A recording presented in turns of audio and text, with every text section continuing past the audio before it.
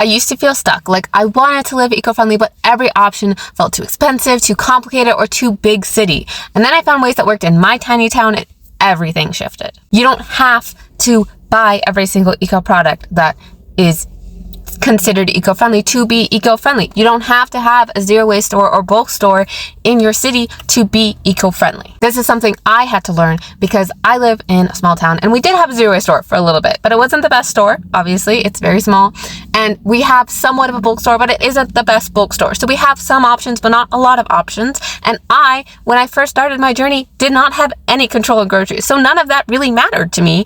I didn't have the option to go to the bulk store to get rice or beans or coffee or whatever because I was in charge of groceries. I had no control of that. But I found other ways that I could be eco-friendly without having that zero waste store or that bulk store. I didn't need that. I didn't need to buy every single eco-friendly product. I was a teenager. I had some money, but I didn't have a bunch of money. So I didn't have the ability to spend all of that. So I found ways that I could become eco-friendly without spending the money, without having the stores, without being in a big city. But all of that research that I did, it took a long time. It went through a lot of overwhelming, conflicting blogs to find out what I could do as a teenager, what I could do without having full control of my house. So what I did is I put all of that in one place. Okay, so you don't have to feel confused anymore. You don't have to feel overwhelmed and having to find the time even to just research through all of these different things to figure out what you can do that works with your life, what you can do even if you are busy, even if you have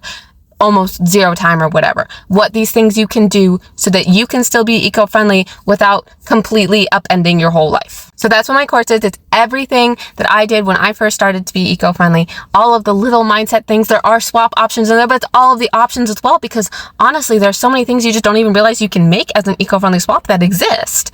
So it's all of those things there so that you don't have to go through all of the research and overwhelm and then not even start because you don't have the time or don't want that feeling of guilt and overwhelm to be eco-friendly. So if you're sitting here wanting to start to be eco-friendly, you care about the environment, you want to do something to help the environment, but you just don't know where and you're scared to start, you're not ready to start because you don't want to go through 5 million tabs open on your computer all the time while you're researching and not being able to implement immediately, my course is a great spot to start.